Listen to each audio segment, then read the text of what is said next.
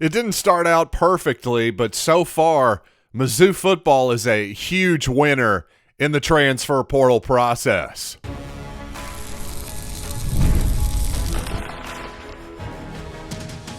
You are Locked On Mizzou, your daily podcast on the Missouri Tigers. Part of the Locked On Podcast Network, your team every day.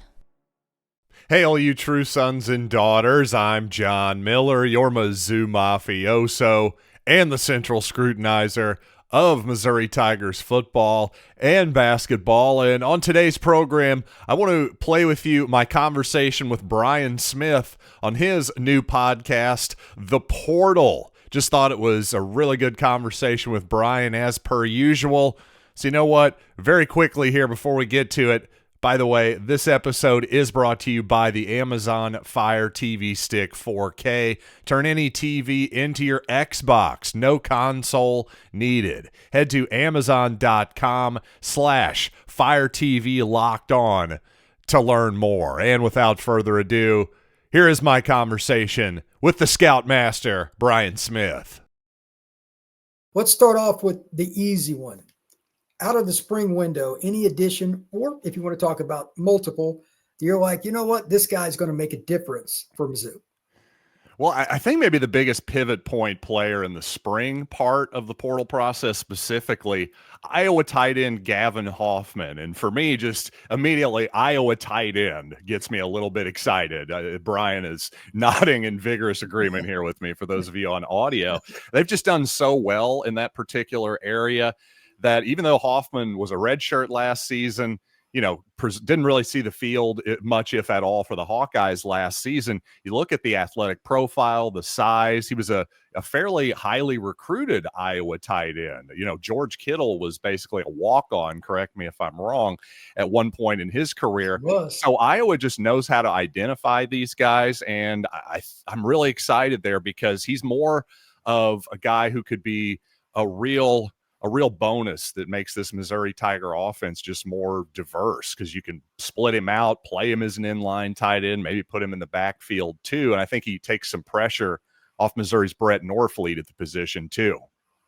If you have a tight end that is an every down player, especially one that can split out, man, it matters because there's no way to cover a guy that's 240 and above when you have a true running game. And Mizzou should have that. They've got some good running backs. They got a pretty good offensive line. We'll get into everything with the offense here in a minute, but that is the piece that nobody knows how to guard one-on-one is a big tight end that can move, especially, again, if you can split them out. Next up, from the portal, anybody that you lost that you're like, this might be hard for Mizzou to replace, or at least they're going to be playing a guy, even if he's talented, that doesn't have a whole lot of experience. To be honest, not really. There really isn't anybody that I'm just like, oh, Missouri can't possibly replace him. Now, don't get me wrong. There were some guys that Missouri would have liked to have had back for sure. I'd say Kewan Lacey, the running back who left Missouri to go to Ole Miss. No question Missouri would have wanted to have him back, but they replaced him with Ahmad from Louisiana Monroe in the portal, who had an outstanding freshman season. Again, a level up in competition here. Lacey was a guy who really popped athletically, I thought, last season, had some fumble issues. So I'm just saying, I'm not so sure that Ahmad isn't going to be a better player this season. I like Lacey's talent a lot, but sort of a similar thing with Williams Winery, somebody, Brian, I know you're very familiar with, one of the top high school players of the previous cycle. Well, he's off to Nebraska, where obviously that's disappointing. You'd love to see him tap into his enormous potential at Missouri, but it's not as though Missouri's having to replace a ton of production from Winery last season. He had one sack and a couple hurries, something like that. He just didn't get on the field a whole lot. Maybe that'll be different in Lincoln this year, but I'd say the odds are, you mentioned Damon Wilson, some other guys that Missouri has gotten on the edge in this portal process. I'd say the odds are Missouri did better at the end of the day. That's amazing when you can lose somebody that was a national top 10 recruit in the position. May have went up. I just want to make a clarification about Damon Wilson. I saw him in high school. Damon was out of Venice High School. He benched 420 going into like his senior high school. He's not a normal dude. Really nice guy, very productive. He was probably going to be the main guy as a rusher for the Dogs this year. So when Missouri got him, I'm like, okay, they're going to have a chance to close out games.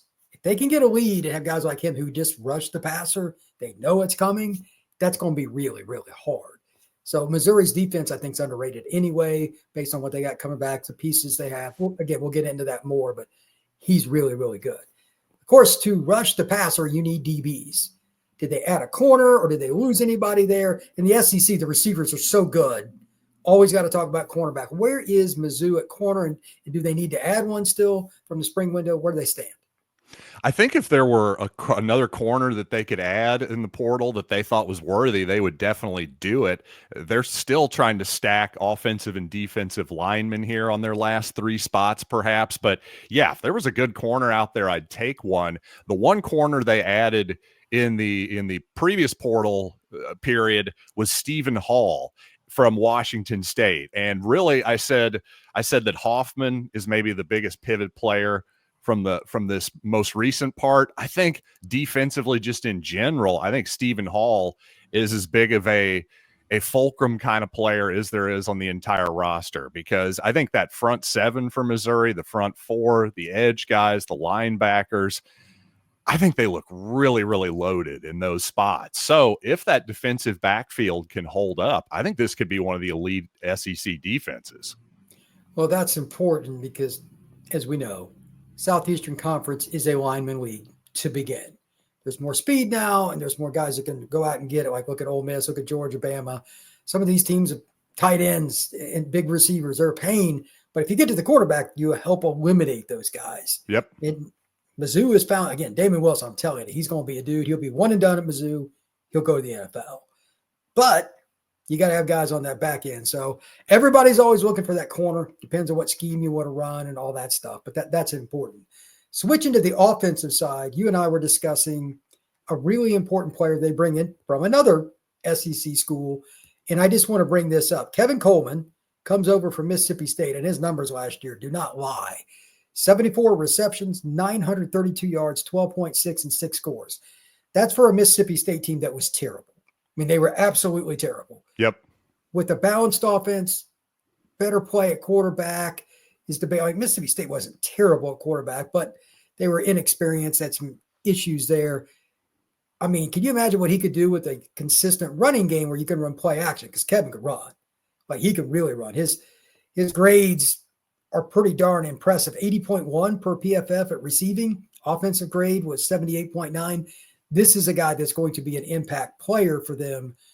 At running back, though, to help him, who is the guy that you think is going to carry the load for the Missouri Tigers? Yeah, I think it's Ahmad Hardy. I really do. I think he probably will be close to a bell cow type of running back. I think that you'll see Jamal Roberts be your third down situation. Like, if it's an obvious passing situation, they might bring him in for pass protection, but on first and second down, standard type of situation, short yardage, I think it's going to be Ahmad Hardy, who is a really explosive looking player. Obviously not in the power high group of football, not the SEC, but I really think his talent's going to translate. So I'm excited to see him. I think he's a really exciting player. And based on the change at quarterback, the new receivers, I think Missouri may be some new names at offensive line, especially at tackle too. I think you'll see Missouri maybe be a little bit more of a run-heavy type of team this season. Not to the extreme. We're not going back to the 1960s or anything, but just compared to the Brady Cook last couple of years, I think you'll see maybe Missouri lean on that a little more, especially since their potential quarterback, Bo Pribula, is not afraid to stick his nose into the play either. Well, we're going to talk about the offensive line, Bo Pribula, and how Missouri's offense is going to operate next here on this crossover edition of Locked On Mizzou and Locked On the Portal.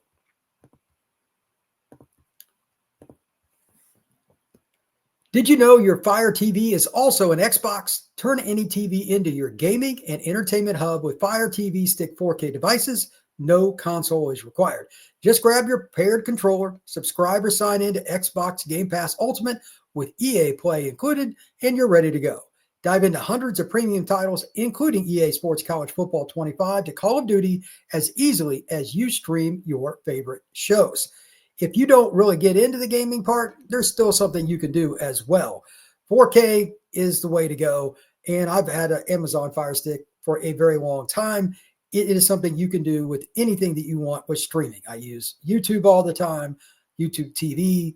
I get Max, Paramount Plus, about anything you want. And it's really, really easy. Head over to Amazon.com/Fire TV Locked On to get started. Xbox Game Pass Ultimate subscription and compatible controller required. Available on select devices, including Fire TV Stick 4K 2nd Gen, Fire TV Stick 4K Max 1st and 2nd Gen, and Fire TV Cube 3rd generation. All right, let's talk some offensive line. You mentioned that the Tigers could be a little more run heavy than they were last year. You had a guy that was a third-year starter at quarterback last season. That makes a huge difference. I get it. He knew the offense in and out. So you're going to throw it a little more. Do they have like a dude on the offensive line that's going to be the bell cow for the offensive line, or is it just a good unit? What's the situation with Mizzou up front? Well, quite honestly, I think there are a lot of questions on the Missouri offensive line coming into the season. Now, again, they've stacked a lot of different options and bodies in the portal, but I think anytime you lose a right tackle who went 7th overall in the NFL draft in Ahmad, you lose your left tackle who gets drafted by the New England Patriots in, I think, round 7, I believe. So you got a couple of NFL potentially caliber tackles there. That just tells me that, hey, it's going to be a lot easier to run the football potentially. And, well, your biggest name offensive lineman, Connor Tollison, your center there, who I think has really improved in his time at Missouri. Well, he had a pretty serious knee injury at the end of the season, had a surgery, and so he's going to be working back from that as well.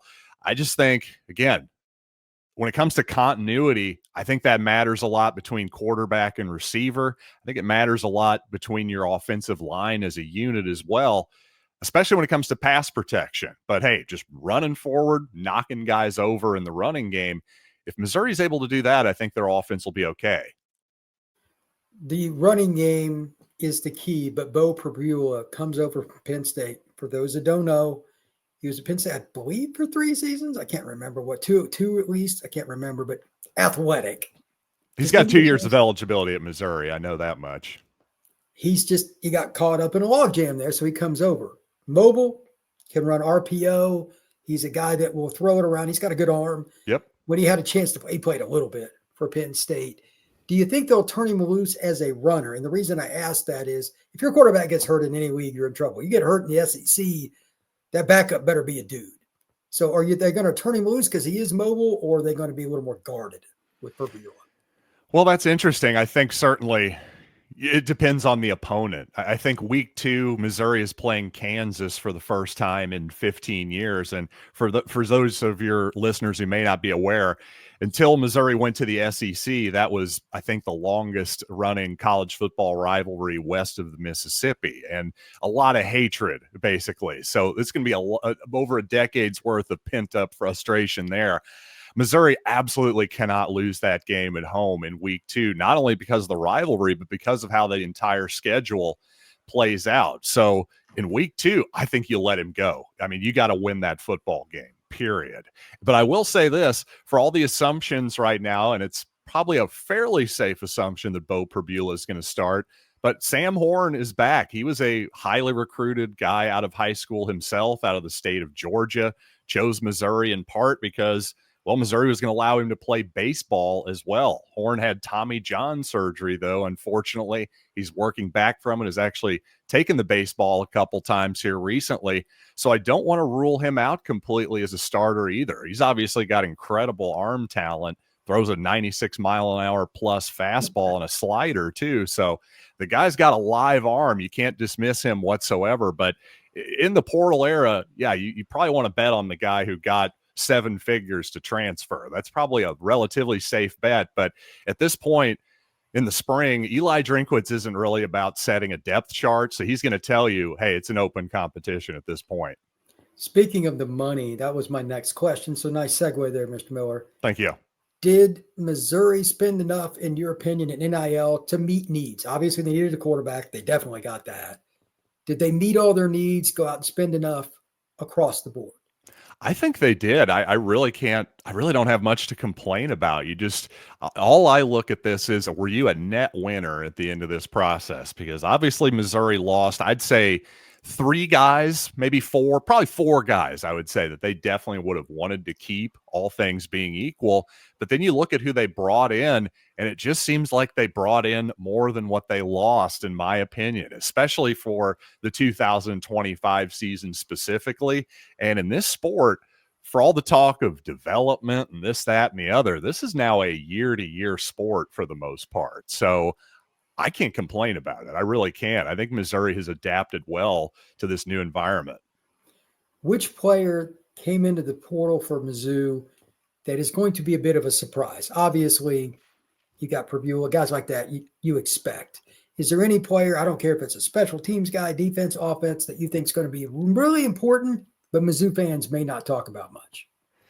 That's a good question. I don't know if there's a portal guy at the top of my brain that is that, but I'll actually give you a true freshman that I think could surprise people, because there's a couple of them that I think are fairly obvious, like Donovan Olubade, the receiver from Florida. I know you're very familiar with his game, but I think there's actually another receiver on the Missouri roster that I think can help Missouri next year as a punt returner, and that's Sean Terry from Ironton, Pennsylvania. He's a guy, I mean, you watch his tape, and I think he needs some polish as a receiver still, but my goodness, athletically, he is just almost impossible to tackle. I think he's the kind of guy that at the very least can be an impact player as a special teamer in the return game his first year. I really believe that. Yeah, he's a really speedy guy, and I think he's somebody that'll be your bubble screen guy down the road and all that stuff. But as a freshman, if you want to get him on the field, especially if he proves it in practice, he can return punts. Terry is that dude. His film is a lot of fun if you want to check that out. It is. Olubade I know well, and he's a route runner, got big, strong hands, great kid. I think Missouri fans will like him. There's no way he doesn't contribute in some capacity. Being an IMG is different. Like, it just is. Yeah. And he's a developed young man in terms of like his ability to read things after the snap, and he's not afraid of physicality. Olubade will definitely help. Since we're on the high school players, is there anybody on defense that you think out of the freshman class might be able to help?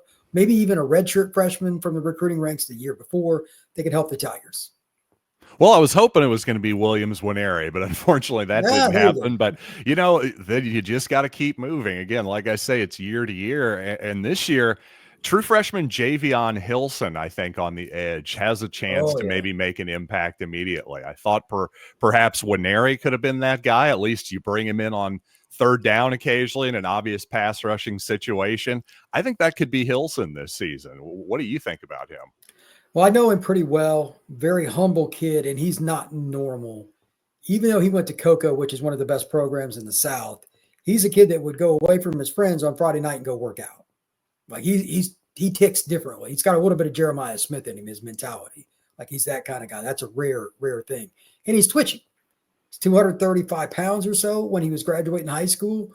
And for what I was told before he made a decision, he wanted to go somewhere he's going to make an immediate impact. So he must thought he could go to Mizzou and do something else. He wouldn't have picked him. Right. And they lost Winery. I don't know who all else that the Tigers lost, but my guess is they better be working hard or he'll be the third down pass rusher by the middle of the season. His work ethic in everything he does, like he was a 4.0 student, a whole 9 yards. He is a different cat. So Davion's a guy that I expect to play. Now, can he just handle 1st and 10? That is the question. Freshmen in the SEC on the lines, usually they can't handle the physicality. But on 3rd and 9, who cares if they run a draw for 6 yards? They're still punting. Right. You turn him loose. Javion Hill's going to find a way on the field. And he'll play special teams. He'll be a good teammate. He'll adapt well. Again, great kid, very humble, wants every ounce of coaching he can get. Missouri fans are going to like him a whole lot. When we come back, we're going to talk some SEC football. Where does Missouri fit in with the SEC this year? Are they going to be an upper echelon team? We're going to talk all about that next here on the crossover edition with Locked On Mizzou and Locked On the Portal. Ever check your bank account and wonder, where did all my money go? Between dining out, online shopping, and entertainment, it's easy to lose track. That's where Modern Money comes in, your personal CFO, giving you full visibility and control over your finances. Modern Money isn't just a budgeting app, it's a complete financial command center. You can track all your accounts, investments, and spending in one place, so you stop just managing your money and start building wealth. All-in-one convenience is with Monarch Money, so instead of juggling a whole bunch of apps, you can use Monarch to check your finances, track spending, and even plan your long-term financial goals. Take control of your finances with Monarch Money. Use code LOCKEDONCollege at monarchmoney.com for 50% off your first year. That's monarchmoney.com, code LOCKEDONCollege for half off your first year. SEC football is a grind, Mr. Miller. It is a long, long path. Just to set the stage here, who are the 2 or 3 games you got circled for Mizzou? Like, these are the question marks, whether it's a road game, whether it's a team that you just have struggled with. What are some of the games for Mizzou? And we'll circle back to the portal. Well, I think the easiest answer for me is a couple games that Missouri won at home last season in fairly dramatic fashion, especially in Oklahoma and Auburn. Really, the Oklahoma and Auburn games, I would say. Games that Missouri won at home last season. Now they're on the road. Teams that have higher expectations for this season. I would say especially for Oklahoma. I'm actually pretty bullish on Oklahoma for this season. I think that the additions that they made at quarterback, the offensive coordinator coming with him, that made a lot of sense to me. So I'm looking for the Sooners to be better, despite the fact they still had a brutal schedule, just like they did last year. So if Missouri could somehow win in Norman late in November there, I'm guessing the Tigers are pretty darn good. And kind of same thing with Auburn there. You know, Jordan Hare Stadium, obviously a tough place to play, a truly bizarre ending the time the Tigers played there in 2022. So I'd love to see a couple victories there. Those are some big ball games. Both teams got new quarterbacks. They got coaches under the gun. Those games are important to both OU and Auburn as well. So, yeah, you're right on that. Speaking of the portal players, like we talked about, Damon coming and playing defensive end. Dane Wilson's going to be a guy. The depth that the portal has allowed Mizzou, do you think it's now – let's use this as a conservative estimate. Their schedule is not super hard this year, but I would say those 2 games in particular, like, they're sneaky. Do you think they've got enough depth that they have an unfortunate run at any spot that you're like, man, we can't afford injuries here? Or has the portal helped them enough where they're in pretty good spots overall? I think overall they're in pretty good spots. I really do. Yeah, I think obviously the typical positions of, left tackle, quarterback, corner, you don't want to lose those spots. But like I say, I think Missouri is in good spot. It is in good shape here depth wise. And speaking of depth, you were just talking about how the SEC is such a meat grinder.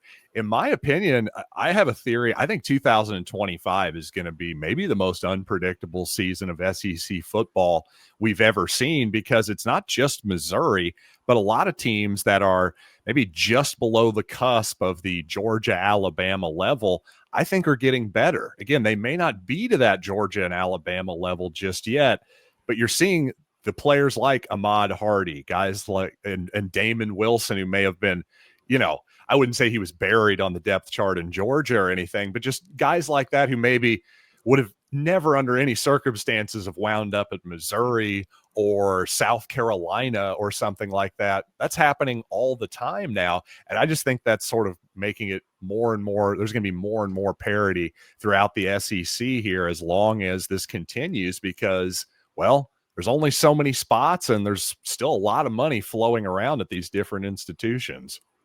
Yeah, I agree. And if you think about the key, do you have a returning quarterback? Well, Mizzou lost theirs, but so did, among others, right, Alabama, Georgia, Tennessee. That was a weird deal. But, I mean, like, it's just crazy. Ole Miss lost their quarterback. Right. It's really hard to project. I mean, the Lenora Sellers kid is fascinating to me at South Carolina.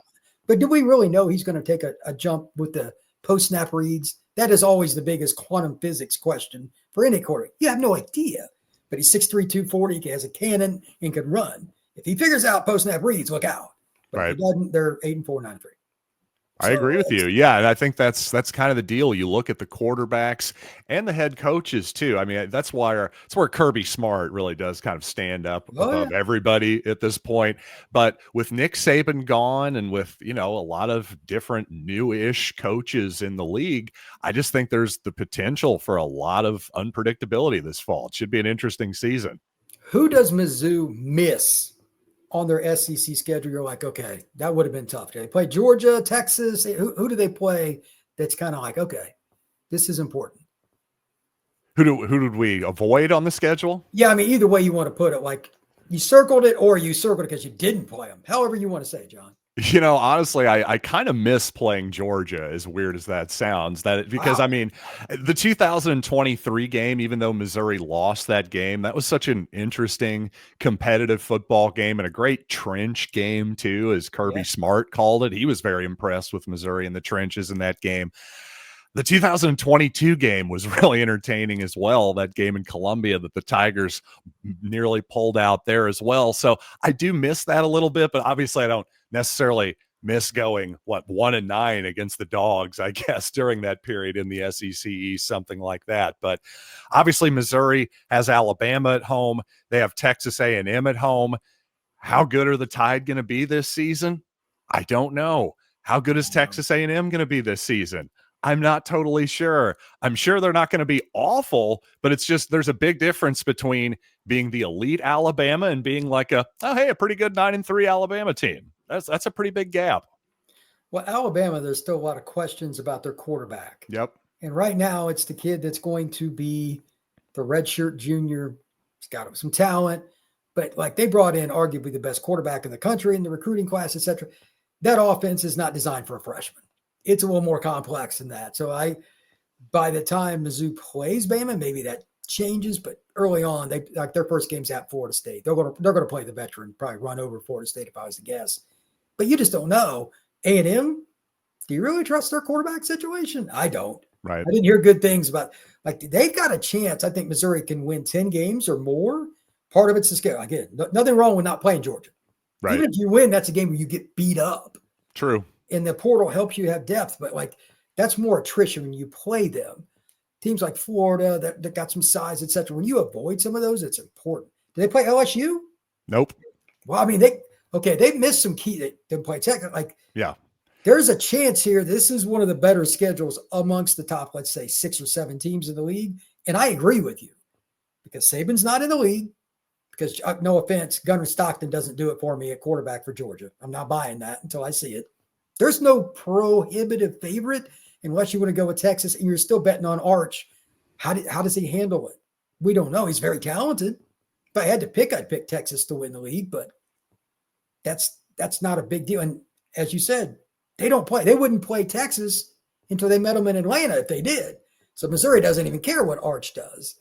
It's really interesting. The league is so wild. I would not want to be one of the media guys that has to turn in their list at SEC Media Days. There's going to be somebody sitting next to you that you had him 7th some team, and he's got him 2nd or 3rd.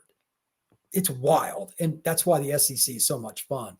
John, would you tell everybody where they can find all your work, my friend?